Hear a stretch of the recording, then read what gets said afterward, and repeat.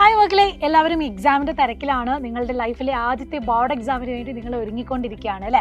എന്നാൽ board exam കഴിഞ്ഞും വലിയ വലിയ എക്സാംസുകളാണ് നിങ്ങളുടെ മുന്നിലേക്ക് വരുന്നത്.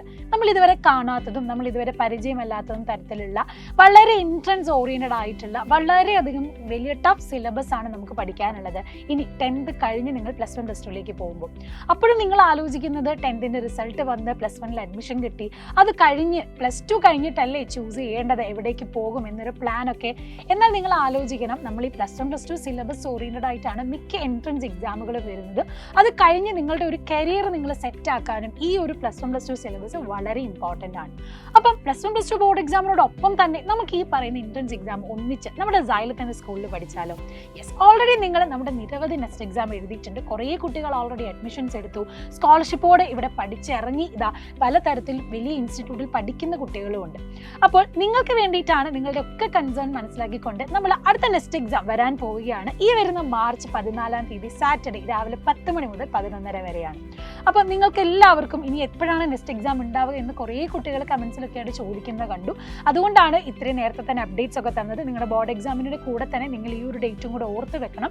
അതിനുവേണ്ടി നന്നായിട്ട് പ്രിപ്പയർ ചെയ്യണം. കാരണം നിങ്ങളിപ്പോൾ പഠിക്കുന്ന സിലബസും ബേസ് ചെയ്തിട്ടുള്ള ക്വസ്റ്റ്യൻസ് ആണ് നമ്മൾ നെക്സ്റ്റ് എക്സാമിന് തരുന്നത്. അപ്പം നീറ്റ് ആഗ്രഹിക്കുന്നവർക്കും JEE ആഗ്രഹിക്കുന്നവർക്കും സെപ്പറേറ്റ് ആയിട്ട് തന്നെയാണ് ഫിസിക്സ്, കെമിസ്ട്രി, ബയോളജി റിലേറ്റ് ചെയ്ത ക്വസ്റ്റ്യൻസ് ആണ് നീറ്റ് ഓറിയൻറ്റഡ് ആയിട്ട് ആഗ്രഹിക്കുന്നവർ. ഇനി JEE എടുക്കാൻ ആഗ്രഹിക്കുന്നവർക്ക് വേണ്ടി ഫിസിക്സ്, കെമിസ്ട്രി, മാത്സ് എന്നായിരിക്കും ക്വസ്റ്റ്യൻസ് ഉണ്ടാവുക. അപ്പോൾ കുറേ എഴുതിയ കുട്ടികൾ ഉണ്ടാകും, ഇനി ആദ്യമായിട്ട് എഴുതാൻ ആഗ്രഹിക്കുന്ന കുട്ടികളുണ്ടാകും. അപ്പം ഇത് നിങ്ങളെല്ലാവരും തന്നിട്ടുള്ള QR കോഡ് സ്കാൻ ചെയ്ത് രജിസ്റ്റർ ചെയ്യുക. കഴിഞ്ഞ പ്രാവശ്യം മാർക്ക് അല്ലെങ്കിൽ സ്കോറൊക്കെ കുറച്ച് കുറഞ്ഞു പോയവരുണ്ടെങ്കിൽ വിഷമിക്കേണ്ട. ഇപ്രാവശ്യം നിങ്ങളുടെ ചാൻസ് ആണ്. വളരെ ലിമിറ്റഡ് സീറ്റ്സും കൂടിയാണ് നമ്മുടെ സ്കൂളിലേക്ക് അഡ്മിഷൻ എടുക്കാൻ ബാക്കിയുള്ളത്. അതുകൊണ്ട് വേഗം തന്നെ നന്നായിട്ട് പ്രിപ്പയർ ചെയ്ത് നിങ്ങൾ ഈ ഒരു എക്സാം എഴുതുക. നന്നായിട്ട് തന്നെ നിങ്ങളിപ്പോൾ എന്തായാലും ആനുവൽ എക്സാമിന് പഠിക്കുകയാണ്, പ്രിപ്പയർ ചെയ്യുകയാണ്. അപ്പോൾ അതിൻ്റെ കൂടെ ഇത് എഴുതുമ്പോൾ നല്ലൊരു ഓപ്പർച്യൂണിറ്റിയാണ്. നിങ്ങൾക്ക് വിചാരിക്കുന്നതിലും മാർക്ക് സ്കോർ ചെയ്യാനുള്ള ഒരു ചാൻസും ഈ പ്രാവശ്യം നെക്സ്റ്റ് എക്സാം നിങ്ങൾക്ക് തരുന്നതാണ്. അപ്പോൾ അതുകൊണ്ട് തന്നെ എല്ലാവരും അറ്റൻഡ് ചെയ്യണം. വളരെ നിർബന്ധമായിട്ട് തന്നെ മിസ് പറയുന്ന വേറൊന്നും കൊണ്ടല്ല. ഇനി ഈ ഇത്രയും നന്നായിട്ട് നിങ്ങൾ പഠിച്ച് സെറ്റായിട്ടിരിക്കുന്ന ഈ ഒരു ടൈമിൽ നിങ്ങൾ എഴുതിയാൽ സ്കോളർഷിപ്പ് അവൈൽ ചെയ്യാനുള്ള ഓപ്പർച്യൂണിറ്റി കൂടുതലാണ്. അതുകൊണ്ട് നന്നായിട്ട് തന്നെ പ്രിപ്പയർ ചെയ്യുക. നിങ്ങൾ പാരൻസിനോടൊക്കെ ഈ കാര്യങ്ങൾ പറയുക. അഡ്മിഷൻസ് നടന്നുകൊണ്ടിരിക്കുന്ന ടൈം ആയതുകൊണ്ട് തന്നെയാണ്.